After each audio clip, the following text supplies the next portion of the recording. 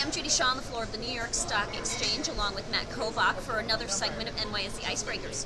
Joining us today is Zach Brown. Zach is the CEO of McLaren Racing, and also we have Lando Norris. He is the Formula One driver for McLaren. Welcome to you both. Very much. Thanks for having us. Thanks for coming. Now, this is Icebreakers, so we're going to have you grab a card, read the card, and give us your answer, all right? Who first? Okay. Let's go Lando first. Lando. Guys, what do you think is the most important innovation of your lifetime thus far? Okay. It's a short life. It's not. Usually older people answer this question. So, better In one your for Zach. lifetime. yeah, in your lifetime. Most important? I don't know, I guess still medical and health. Right? Well, I thought you maybe saying like a semi-automatic gearbox for a Formula One car. Now that's innovation. Was that not done before my... What was it? 99? During your lifetime. That would have been done before you were born. That's a good point. Okay. Well, how about you, Zach? Let's see. What are your non-work habits that help you with your work-life balance? Golf. So, yeah, it's got to be golf, but I can't say I've perfected this. But Okay. I'm going to go with golf. And it de-stresses you? It's a different type of stress. Okay, I was going to say, that's got to be... Well, cool. Let's Right. get into it. Great. So it's great to have you both here. Let's talk about why you're here. Now, how important is the U.S. to McLaren and Formula One, Zach? Extremely important. It's obviously world's biggest market, a huge sports market, big market for our partners, our road car business, our technology business. So North America, it's one of the reasons why we look at IndyCar and Liberty, who are the owners of Formula One, continue to have a real focus on growing the sport in North America.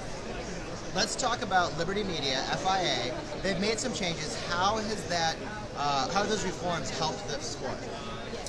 Well, they're still in process of it. Okay. First thing they've done is they've made the sport a lot more fan-friendly, led with digital, so you get a lot more access to what Lando does, not just in the race car, but around the race car, in a race weekend, because I think the sport is fascinating beyond just what's going on the racetrack. So that's the first thing Liberty's done is showed the sport to our fans in a different way, like the Netflix, which I think was fantastic.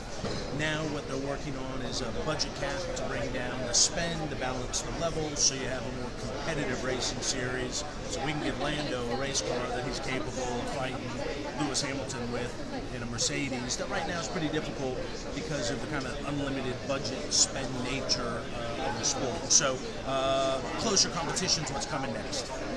So, Lando, you've had an impressive start to your first F1 season. How are you enjoying it so far? I'm loving it. It's tough because it's my first season, so there's a lot for me to learn.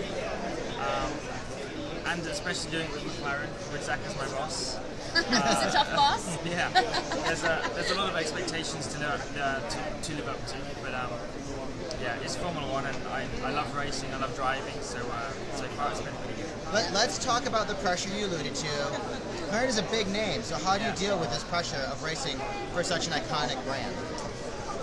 Well, to be honest, in the beginning of the season, I was kind of worried. But as soon as I did my first race, it relieved a lot of the pressure. Mainly because I didn't know what I could do in Formula One, whether I was going to be good, whether I was going to be bad. Yeah. So But obviously I need to be good. So. once you got your feet wet, understood kind of how you were going to be able to perform, that relieved some of that pressure. Yeah, 100%. As soon as we went into race 2, which was in Bahrain, I was a lot more relaxed. I could enjoy it a lot more. But I still know I need to perform at a certain level. I need to not make mistakes. I need to not let the team down. So there still always is pressure, but a lot of it was relieved after race 1. Now, Zach, you've attracted a lot of great brands to the team. We have Coca-Cola, we have Dell, there's many more.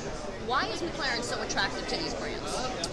Well, we've got a great brand, a long history in the sport, second most successful team, a great automotive business, global business, and we've always attracted big blue chip leading corporations to partner and work with McLaren, and that's exactly what we're continuing to do. As you mentioned, the Coca-Colas, the Dells, the BATs, and it's great because they really help bring our brand to life as well, in addition to obviously us giving them the opportunity to activate and tell the world about their affiliation with McLaren. Lando, one last question before we let you out of here. So you're involved in esports, fan. Do you ever see a simulation driver? Do you see that? Will that be a thing? Will the two kind of worlds collide up? I think so. I don't think there'll ever be someone who can go from a simulator, or maybe there will be eventually, but someone going from a simulator to Formula One, maybe not so much. But already now, there are plenty of drivers who can go from just learning how to drive a simulator, put them in an actual car, and they can be pretty handy. So Really? it's already happening. Wow. And it's only going to be getting better. Exciting future then. I think it's hard to imagine what the future holds when you combine these two areas, when you combine technology, and when you guys are doing the things like you're doing. It's really Great.